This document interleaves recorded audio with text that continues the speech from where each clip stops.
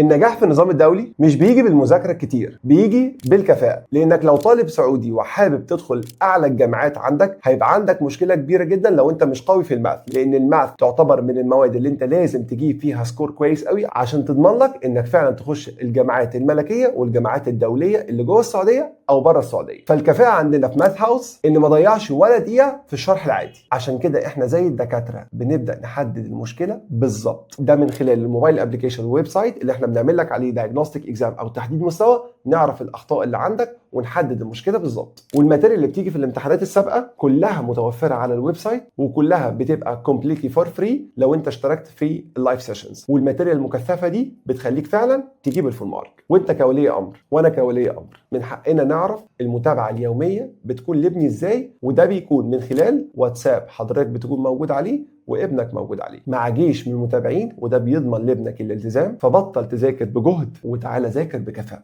وكمان جرب اول حصه علينا ببلاش. فانت لو عايز تجرب ابعت دلوقتي حالا على الواتساب اللي هيظهر لك دلوقتي، وما تنساش تعمل سكان للكيو ار كود. مع ماث هاوس غيرنا مفاهيم التعليم.